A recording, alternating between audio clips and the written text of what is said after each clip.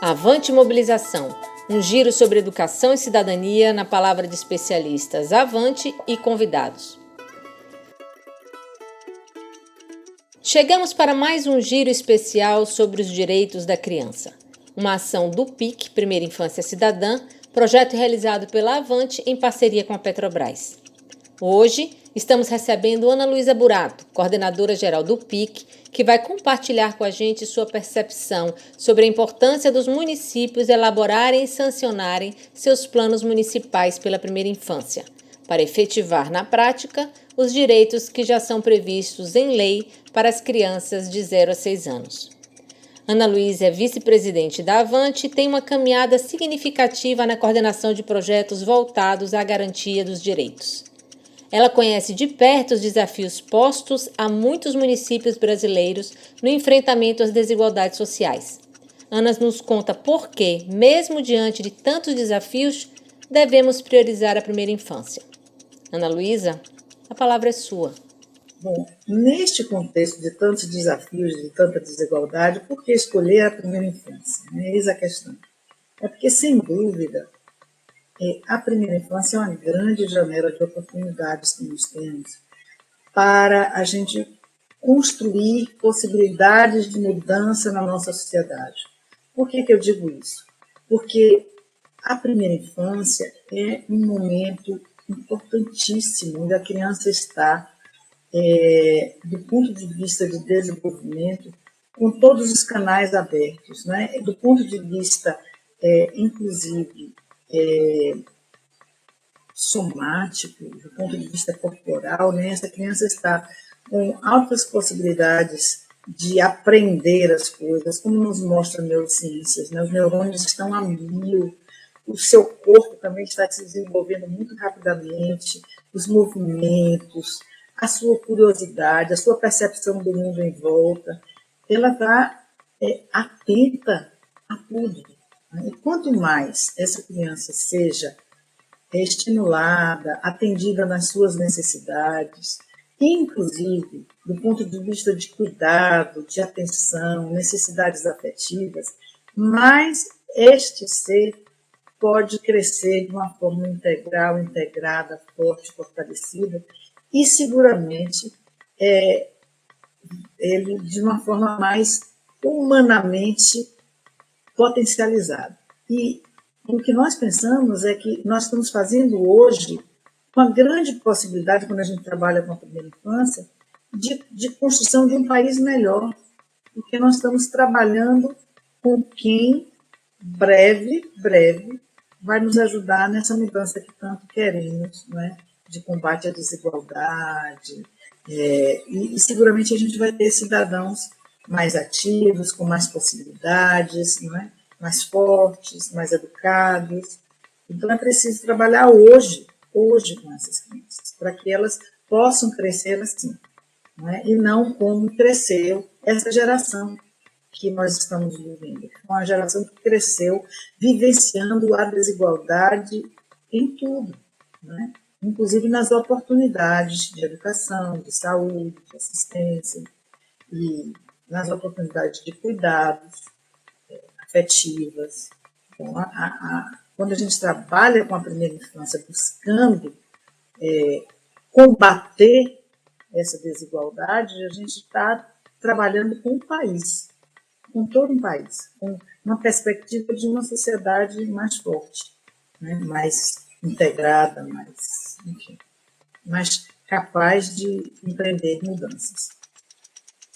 Nesse processo, também é muito importante perceber a criança desde pequena como um ser único, que é sujeito e tem direitos de cidadã.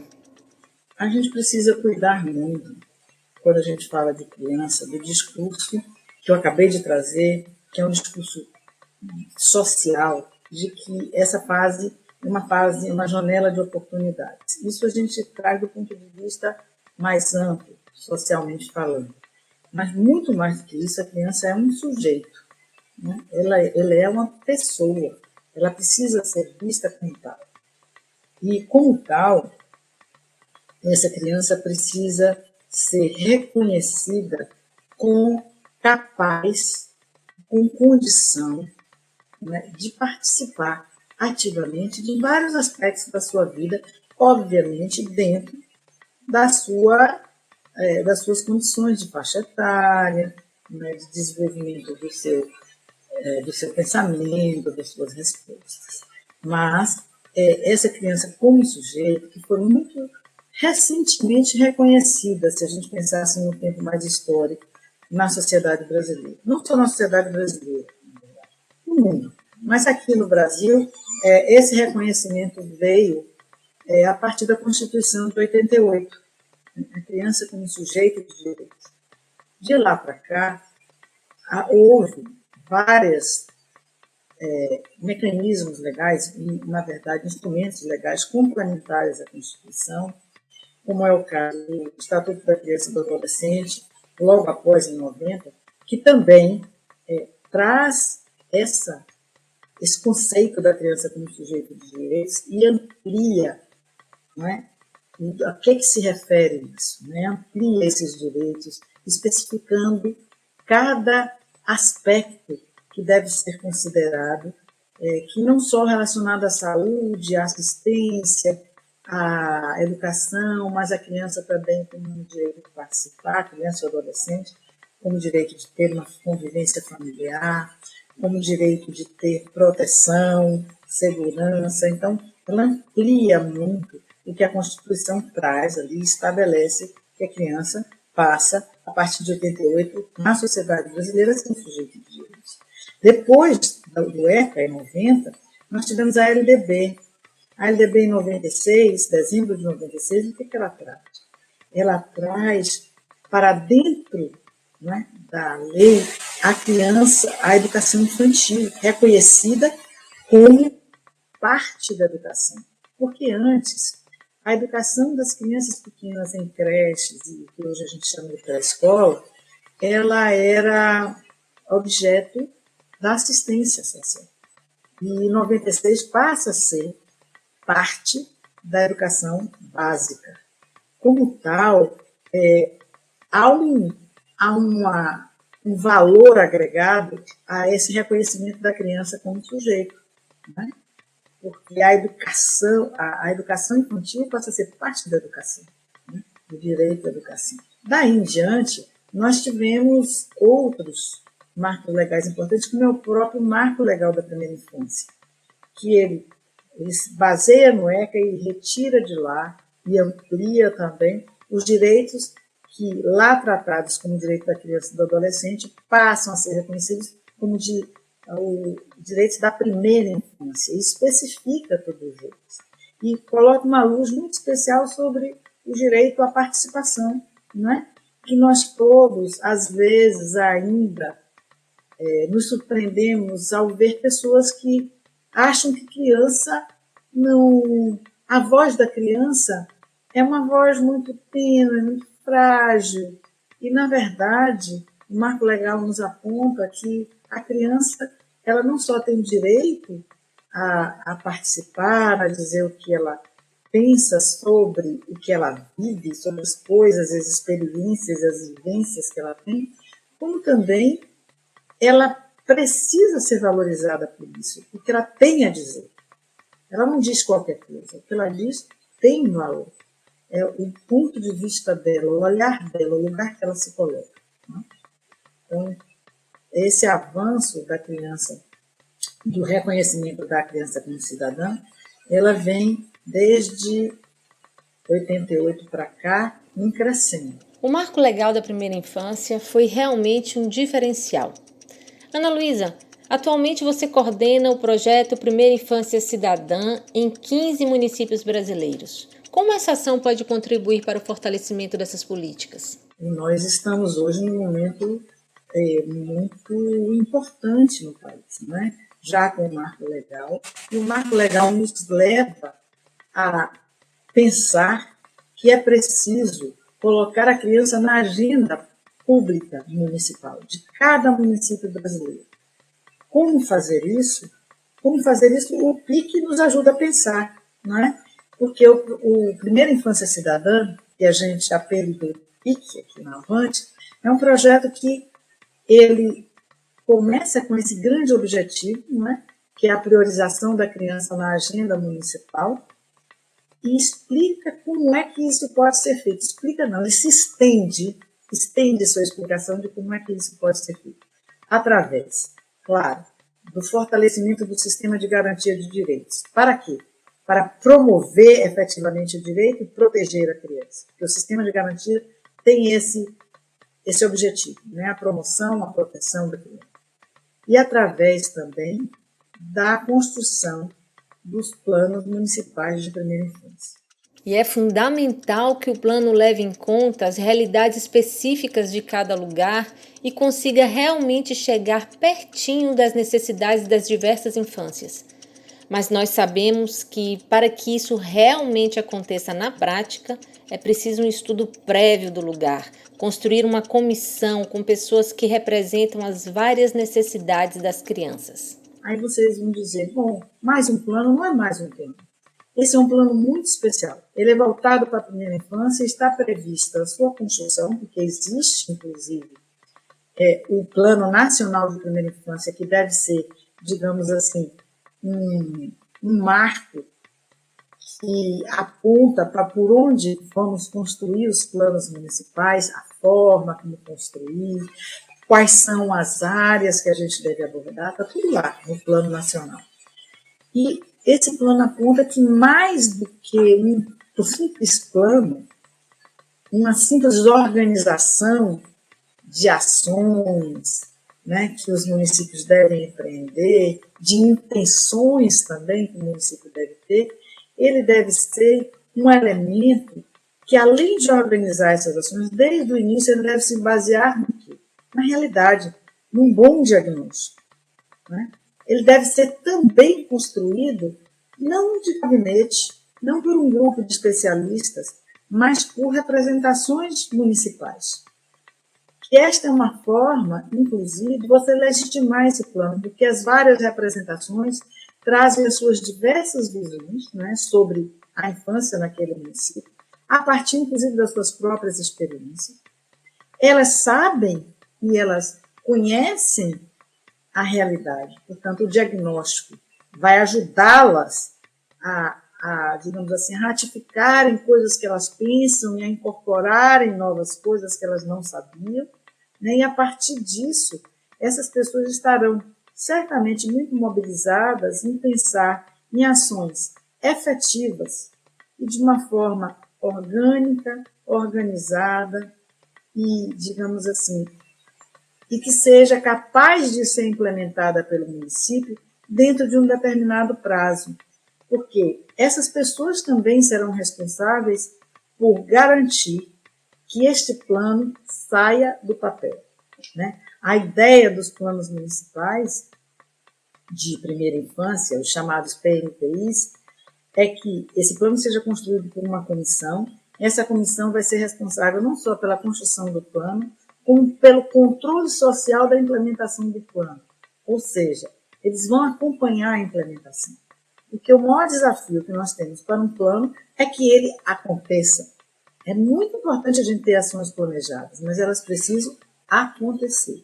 Elas precisam transformar aquela realidade que foi pensada, né, de como a gente pode transformá-la e que a gente possa efetivamente transformar.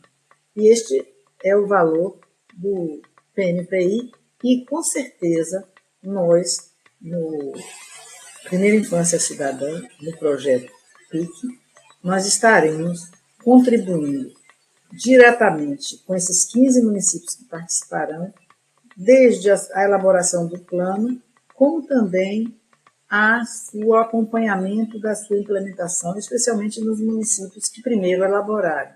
Ana, você mencionou uma coisa muito importante sobre o envolvimento de uma diversidade de sujeitos na elaboração do PMPI. O que caracteriza uma boa representação da sociedade para a elaboração do plano? Uma comissão, uma boa comissão, né, para elaborar esse plano da primeira infância, ela primeiro precisa ter uma boa representatividade. E o que é essa boa representatividade? É uma representatividade da maior parte dos segmentos que compõem a comunidade local, segmentos que têm não só influência, necessariamente uma influência local, mas que sejam representativos da comunidade como um todo.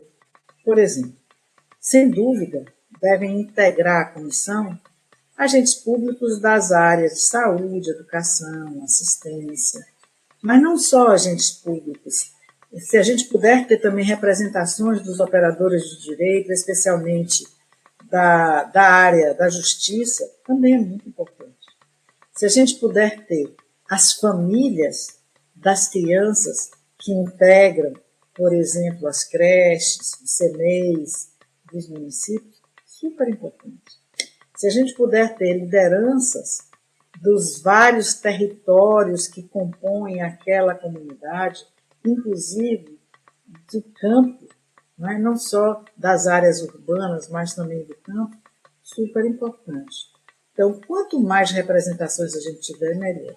E não esquecer que, apesar de não fazer parte da comissão diretamente, é preciso se escutar as crianças. A gente não vai botar uma criança numa comissão que elas não vão ter realmente paciência de entregar comissões e ouvir muita conversa. Mas a gente tem que escutar as crianças, uma escuta qualificada das crianças do município.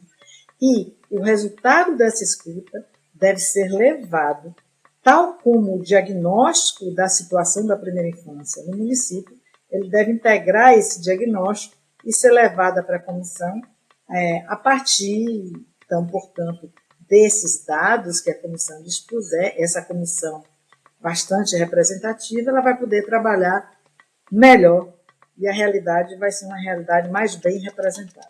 E por que é tão importante municipalizar as políticas públicas? Um plano municipal é particularmente importante num país desse tamanho como o nosso, porque esse país, os 27 estados que compõem, eles são uma utopia. O que existe de fato são 5.560 e tantos municípios, 65, 66 municípios, que são os lugares, que são os territórios onde as crianças nascem, vivem, crescem e se desenvolvem.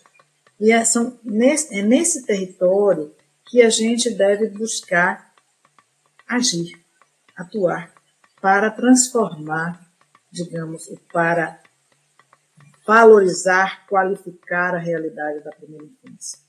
Então, os planos municipais são um grande instrumento para isso.